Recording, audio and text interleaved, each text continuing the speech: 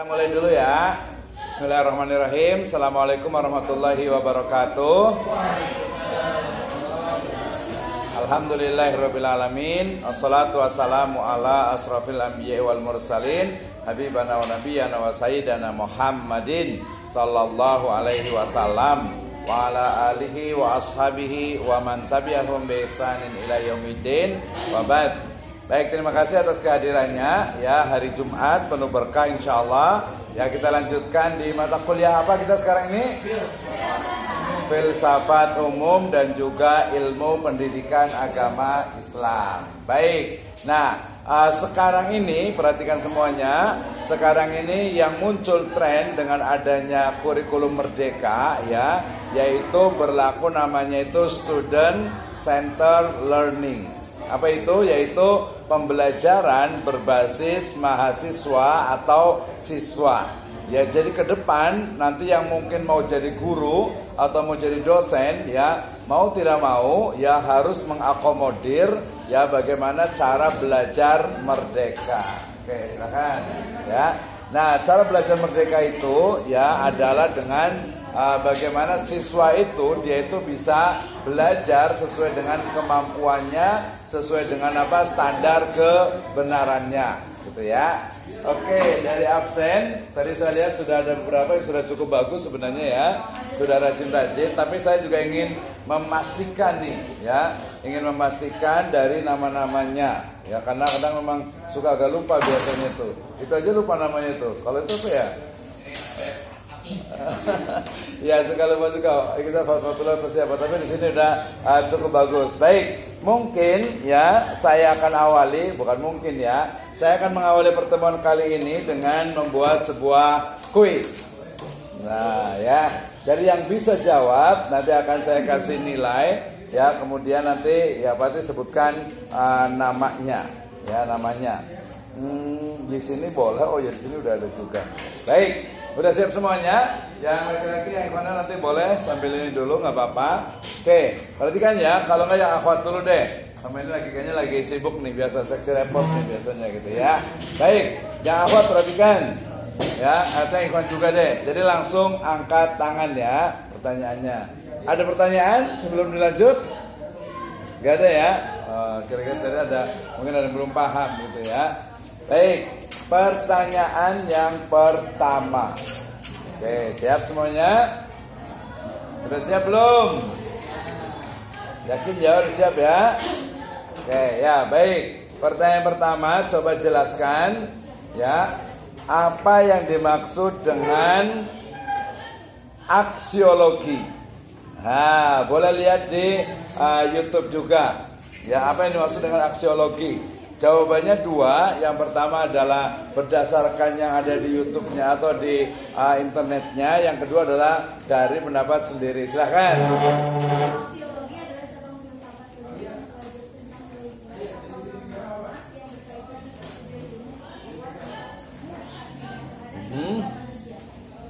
Berarti pakai bahasa sendiri. Apa yang dimaksud dengan aksiologi?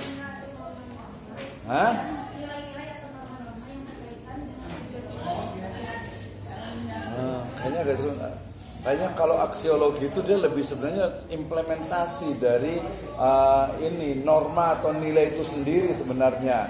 Jadi bukan nilai-nilainya. Coba baca lebih panjang lagi.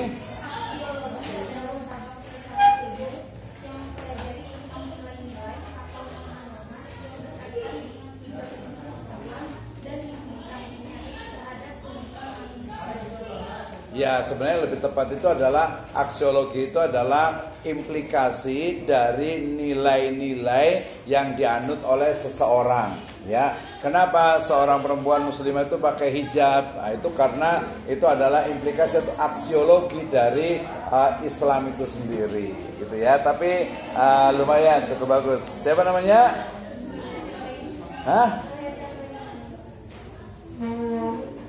Mana namanya nih? Nomor berapa?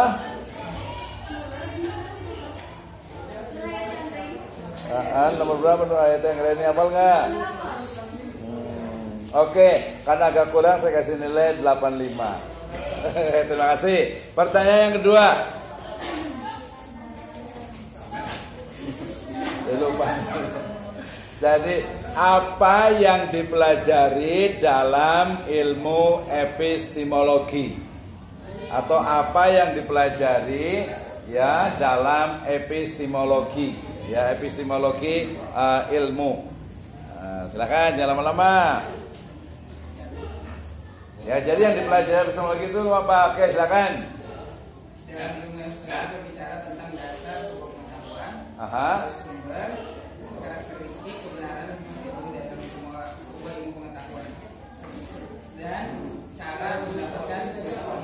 Oke, berarti epistemologi yang dipelajari itu adalah pertama mulai dari cara memperoleh ilmu pengetahuan, kemudian standar kebenaran, ya ilmu pengetahuan, kemudian bagaimana ukuran kebenaran ilmu pengetahuan dan juga sumbernya otomatis. Oke, terima kasih. Nama siapa? Ahmad Jufri. Oh, saya kasih 90 nih kayaknya nih.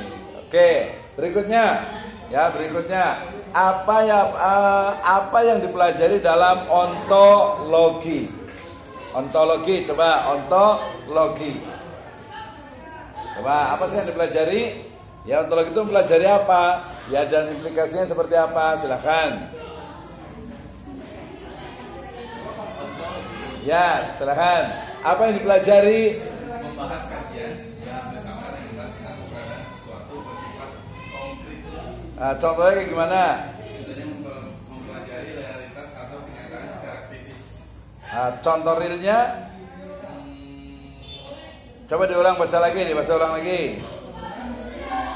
Ontologi adalah salah satu kajian dalam filsafat yang membahas tentang keberadaan sesuatu yang bersifat konkret. Ontologi mempelajari realitas atau kenyataan yang bersifat kritis. Keberadaan yang bersifat konkret. Kalau tidak konkret kira-kira bisa dipelajari nggak? Ya harusnya bisa juga sih. Dengan berpikir bisa juga kan nggak? Sesuatu yang tidak konkret, malaikat tidak konkret, agama juga beberapa itu tidak konkret. Oke, secara sendiri artinya berarti apa yang dipelajari dalam ontologi itu? Membahas tentang jenis, entitas dan seterusnya. Jenis entitas abstrak yang harus diterima dalam sistem bahasa. Lebih banyak lagi dapat dibagi menjadi beberapa aliran seperti ontologi saja. Oh panjang, udah sampai di situ. Berarti apa yang dipelajari? Apa sih yang dipelajari? Ilmu yang mempelajari hakikat sesuatu yang berdasarkan logika. Hakikat sesuatu berdasarkan logika. Ada pertanyaan kedua. Coba. Jadi ontologi itu adalah ilmu yang membahas tentang hakikat sesuatu. Ya, baik itu konkret ataupun tidak konkret yang menggunakan logika. Ya semuanya pasti kalau filsafat itu pasti pakai logika. Misalnya kalau filsafat manusia itu berarti adalah apa? Kenapa sih manusia itu ada di dunia ini? Ya kemarin tadi malam saya bukan nonton sih, saya lihat di YouTube itu ini penasaran kan? Spoiler biasalah apa? Yang apa? Bukan nonton film tapi apa? Singkat ringkasannya. Ya tentang yang apa sih yang gadis kretek tuh. Ingat nggak? Nggak tahu ya.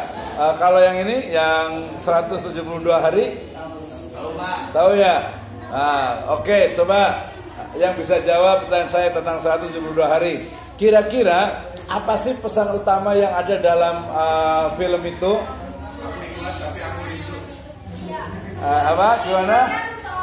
Aku ikhlas tapi aku rindu. Selagi ada, jadi harus ya kayaknya luar juga sih. Kasih nama. Oh satu lagi pertanyaan baru saya kasih nilai 90. Satu lagi pertanyaan. Oke, jadi kita tuh betul harus menghargai orang yang masih hidup. Tetapi kalau kita hanya menghargai orang yang masih hidup itu bagus. Tetapi kemudian apa kita tuh sebagai orang beragama juga harus menghargai orang yang sudah meninggal. Sebutkan 2 cara menghargai orang yang sudah meninggal. Satu mendoakan. Mendoakan, didoakan terus. Selain doakan apa lagi? Oh adab ziarah kubur. Kalau ziarah kubur itu nggak boleh ngapain? Tidak boleh apa? Coba kalau ziarah kubur nggak boleh apa? Ya, itu yang dianjurkan. Yang tidak boleh meminta perlindungan. Ya iyalah itu jelas. Kalau nomor HP boleh gitu ya. Ya yang tidak boleh itu adalah kita tidak boleh duduk di atas makamnya itu. Ya tidak boleh tuh. Ya udahlah, jadi saya kurangi jadi 90 berarti. Nama siapa? Khairunisa. Mana sih Khairunisa sih? Khairunisa Al-Adawiyah ya. Ya jadi, nah itu sebenarnya penting. Jadi yang tadi kesan pertama itu kesannya adalah apa? Hanya menghargai orang yang masih hidup. Padahal kalau dalam Islam itu orang yang sudah meninggal itu juga harus dihargai. Harus dihargai, harus dihormati. Tadi misalnya kalau kita ke ziarah kubur itu kita tidak boleh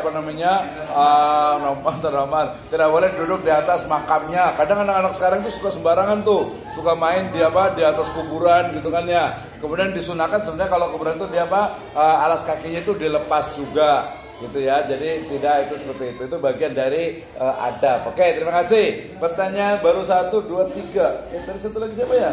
Baru 3 orang ya? 1, 2, 3, 2 lagi. Ya, pertanyaannya apa yang dimaksud dengan metode ilmiah dan metode alamiah? Ya, yang sudah itu boleh jawab juga lagi metode ilmiah dengan metode alamiah. Ya, silakan.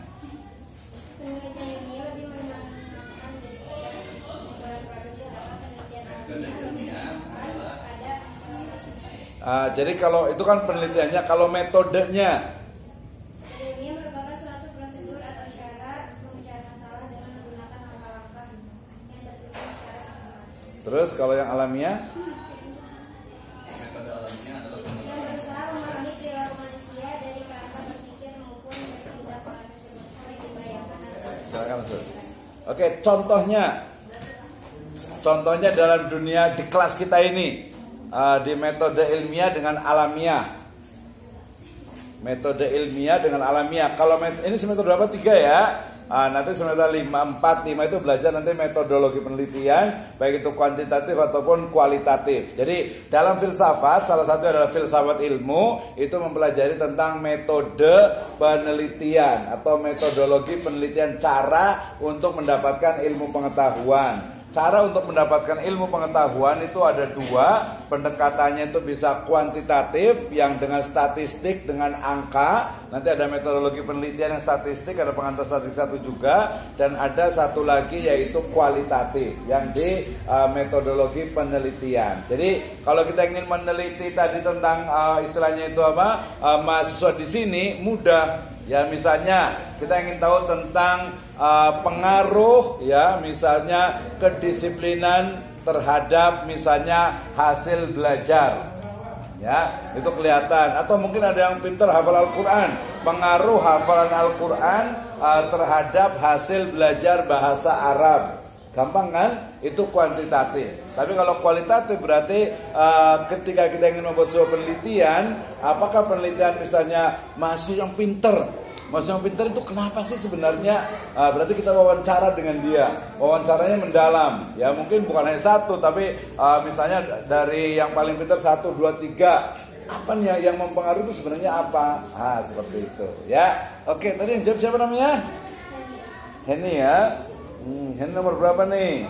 Paling bawah ya Henny ya. Oke, terima kasih. Satu lagi ya, dalam filsafat itu yang dipelajari tadi itu adalah memahami hakikat sesuatu. Ya segala hal itu dilihat. Misalnya tadi ya tentang film, ya tentang kartun. Kemarin ada yang 95 itu ada yang nanya, bagaimana Pak kalau saya membuat sebuah penelitian, membuat skripsi itu tentang nilai-nilai pendidikan agama Islam dalam film misalnya ini apa, One Piece. Nah, ada suka nonton film One Piece nggak? Enggak sih, kayak ini soleh semuanya sih, kayaknya bagus ya. Sukanya ngeliat apa? Nonton apa biasanya?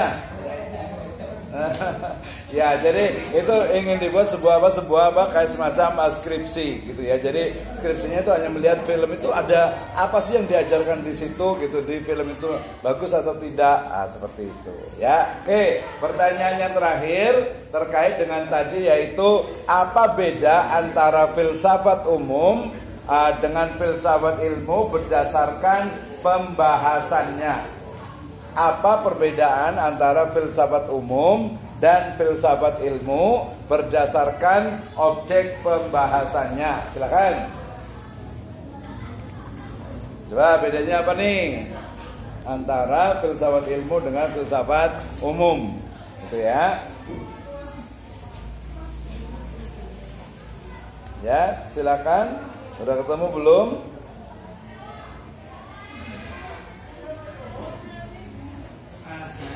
Ayo, bedanya apa nih? Coba jawab nggak? Filsafat umum itu Pak, filsafat membahas materi dasar yang merupakan cikal bakal ilmu pengetahuan yang berkembang di dunia. Terus? Kalau filsafat ilmu itu berkaitan Silakan. kebenaran Pak. Kebenaran. Mencari suatu kebenaran. Berdasarkan ilmu pengetahuan. Iya, itu berdasarkan pengetahuan. Ya udahlah, lumayan lah daripada enggak gitu ya. Oke. Ya, silakan. Siapa namanya? Ismah ya. Ismatullah ya. Hah? Oh, Misbah. Tadi bahasanya Ismatullah perasaan. Oh, ini betul ya. Oh, Misbah ya. Misbahul Haq ya. Oke, terima kasih. Jadi kita udah tahu nih beda antara filsafat umum sebenarnya itu dia berpikir secara mendalam tentang segala sesuatu yang ada di dunia ini, gitu ya. Sementara filsafat ilmu adalah berpikir mendalam tentang ya tadi kebenaran sebuah ilmu pengetahuan, ya. Apakah ilmu pengetahuan itu benar atau tidak benar? Bagaimana sumbernya? Bagaimana standar kebenaran dan lain sebagainya. Ini dua-duanya nggak nyala ini. Kenapa? Wah, berarti ini ketua kelasnya nih harus bertanggung jawab nih. Ya. Tapi juga jangan mandang ketua kelas juga, harusnya kan kita ngerasakan sendiri jadinya. Kalau saya sih biasanya saya suka yang hot. Ya, suka yang panas-panas gitu, tapi boleh lah ngambil. Tapi harusnya gantian nanti ya, yang ada piketnya kali ya hari-harinya itu. Baik. Nah, hari ini kita akan buat